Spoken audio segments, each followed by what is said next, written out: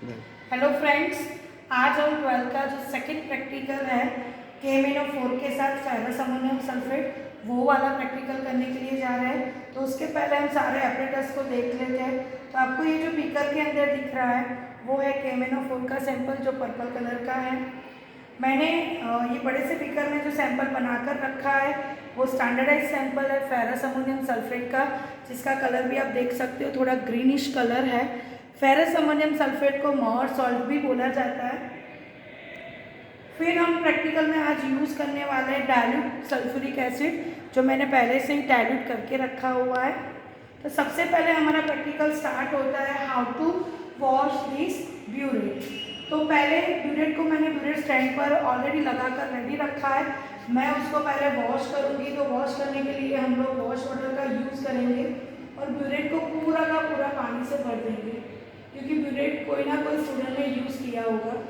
अब पानी से भरा जो ब्यूरेट है वो पानी को नीचे से वाल को रिलीज़ करके निकाल देंगे, तो हमारा ब्यूरेट जो है वो पूरा का पूरा वॉश हो जाएगा। उसके बाद अब देखो फ्रेंड्स कि जब आप वाल को रिलीज़ करते हो तो उसमें कोई भी पार्टिकल्स या कुछ भी रह नहीं जाना चाहिए, नहीं तो वो हमारे प्रैक्टिकल में एरर करेगा।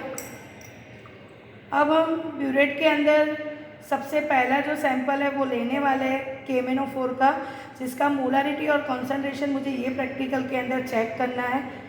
यहाँ पर मैंने जो फेरस अमोनियम सल्फेट का सैंपल यूज़ किया है उसका मोलारिटी मुझे पता है 0.1 मोल, लेकिन KMnO4 का नहीं पता है, तो वो हम चेक करेंगे। KMnO4 का सैंपल मैं ब्यूरेट के अंदर पूरा फिल कर रही हूँ। फ्रेंड्स, आप देख सकते हो कि हमें 0 तक ही सैंपल को भरना है। अगर हमारा सैंपल उससे ज़्यादा है तो नीचे से वाल को रिलीज़ करके सैंपल को निकालो। आप देख सकते हो यहाँ पर एक भी एयर बबल नहीं है, क्योंकि सैंपल यहाँ तक आ गया है और यहाँ तक मैंने 0 को मेंटेन किया हुआ है।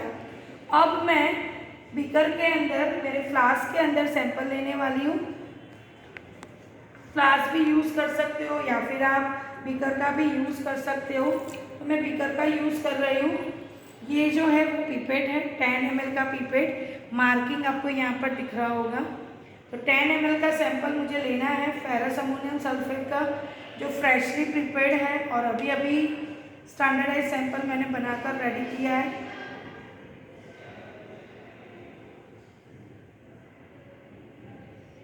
देख सकते हो एग्जैक्ट मैंने 10 ml सैंपल लिया है फेरस अमोनियम सल्फेट का, जो मैं बीकर के अंदर ऐड कर रही हूँ।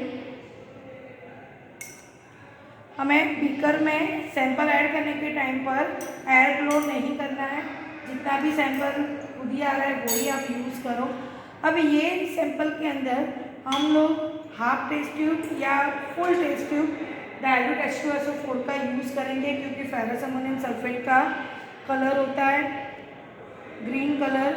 अगर आप हाफ टेस्ट ट्यूब या पूरा टेस्ट ट्यूब H2SO4 का सैंपल लेते हो तो आपका सैंपल थोड़ा क्लियर हो जाएगा, जिसके थ्रू आप इजीली अच्छी तरीके से टाइट्रेशन कर सकते हो। देखिए फ्रेंड्स, सैंपल का कलर पूरा अलग हो गया है, अभी आपको दिखाई दे रहा होगा। अब हम टाइट्रेशन करेंगे।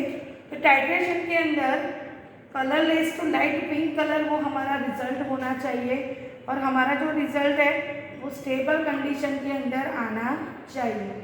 जब भी आप ये प्रैक्टिकल कर रहे हो तो आपका ध्यान ऊपर भी रहना चाहिए, क्योंकि सैंपल आप नीचे रिलीज़ कर रहे हो लेकिन हमारा सैंपल ज़्यादा ऐड नहीं होना चाहिए। लाइट पिंक कलर आपको दिख रहा होगा स्टेबल कंडीशन के अंदर। फ्रेंड्स, अभी आप देख सकते हो मेरा रीडिंग जो है वो एग्जैक्ट 7 के ऊपर आया है, जिसको आप पायलट रीडिंग भी बोल सकते हो, क्योंकि मुझे अब मेरे सारे रीडिंग की रेंज पता चल गई है। तो अब मेरे जितने भी रीडिंग्स आएंगे वो 7 के आसपास ही आएंगे। आप देख सकते हो यहाँ पर एग्जैक्ट 7 पर मेरा रीडिंग आ गया है। लाइट पिंक कलर आपको दिखाई दे रहा होगा। अब हम उसका थोड़ा कैलकुलेशन देखते हैं, जो मैंने ऑलरेडी बोर्ड के ऊपर लिखा हुआ है। देख सकते हो एक्सपेरिमेंट नंबर 2 एम मैंने लिखा है शॉर्ट में। हमें KMnO4 की मोलारिटी और कॉन्सेंट्रेशन नहीं पता है, इसलिए मैंने वहाँ पर लिखा है X M KMnO4 versus 0.1 mole ferrous ammonium sulphate. Apparatus means ये प्रैक्टिकल के अंदर हमने जो ग्लासवेयर यूज किए हैं फ्रेंड्स वही हमारे एपरेटस होते हैं। मटेरियल के अंदर आज के प्रैक्टिकल में मैंने यूज किया है KMnO4 ferrous ammonium sulphate and dilute H2SO4। फिर आता है ब्यूरेट। तो ब्यूरेट के अंदर हमने KMnO4 का पर्पल कलर का सैंपल फिल किया था। कॉनिकल फ्लास्क में फ्रेंड्स आपने देखा था मैंने 10 ml ferrous ammonium sulphate and 1 test tube dilute H2SO4 को ऐड किया था जो हमारे सैंपल को पूरा क्लियर करेगा। ये प्रैक्टिकल के अंदर इंडिकेटर यूज नहीं किया जाता फ्रेंड्स क्योंकि KMnO4 is a self indicator. Colour change के अंदर हमें colour is to light pink colour लाना था तो वो आपने देखा कि लाइट पिंक कलर कैसे आता है। केमिकल रिएक्शन के अंदर ऑक्सीडेशन एंड रिडक्शन की रिएक्शन ऑलरेडी आपके मैनुअल के अंदर दिया हुआ है, वो आपको एग्जाम के अंदर कंपलसरी लिखना है। अब हम ऑब्जर्वेशन टेबल के ऊपर जाते हैं। तो ऑब्जर्वेशन टेबल के अंदर मैंने अप्रॉक्स रीडिंग लिखी हुई है। हमारे प्रैक्टिकल में मान लो कि आज हमारा प्रैक्टिकल का रीडिंग 7.0 आया है तो आप यहाँ पर 8.1 की जगह पर 7.0 लिख सकते हो और बाकी के जो रीडिंग है वो उसी की रेंज में आएंगे 0.1 या 0.2 की एरर में। तो मान लो कि मैंने यहाँ पर 7.0 लिखा है तो मेरा नेक्स्ट रीडिंग 7.1 या 7.0 आ सकता है। तो ये पूरा ऑब्जर्वेशन टेबल जो हमने आगे के वीडियो के अंदर आगे के प्रैक्टिकल में लिखा था वैसा ही सेम मैंने बनाया है। And point, initial point and difference.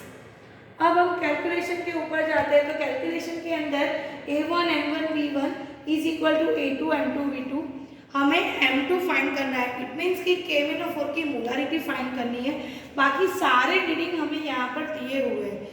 A1 A2 भी आपको पता है, एसिडिटी और बेसिसिटी है। M1 एंड V2 भी आपको मिल गया है तो आप इजीली यहाँ पर M2 फाइंड कर सकते हो। अब हम जाते हैं आगे KMnO4 का कॉन्सेंट्रेशन फाइंड करते हैं। तो यहाँ पर मोलारिटी मल्टीप्लाई मोलर मास जो मैंने आगे के प्रैक्टिकल के अंदर KMnO4 लिया था तो उसका मोलर मास मुझे पता है 158 है, यहाँ पर भी 158 ही रहेगा।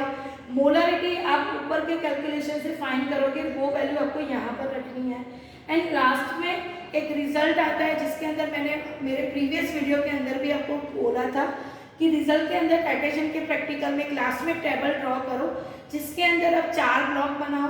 फर्स्ट में अननोन सैंपल का नाम जो हमारा है KMnO4, उसका मोलारिटी जो आप कैलकुलेशन से लाओगे, कॉन्सेंट्रेशन वो भी कैलकुलेशन से मिलेगा और मोलर मास 158 है। तो ये लास्ट में जब आप टेबल ड्रॉ करते हो तब जाके आपका 12 के अंदर जो बोर्ड प्रैक्टिकल्स में पूछा जाता है ये वाला प्रैक्टिकल वो कंप्लीट होता है जो हर एक स्कूल के अंदर कंपलसरी आपको करना ही पड़ेगा। 17 मार्क्स होते हैं और 17 मार्क्स में प्रैक्टिकल परफॉर्म करके पूरा कैलकुलेशन आपको वहाँ पर लिखना होता है।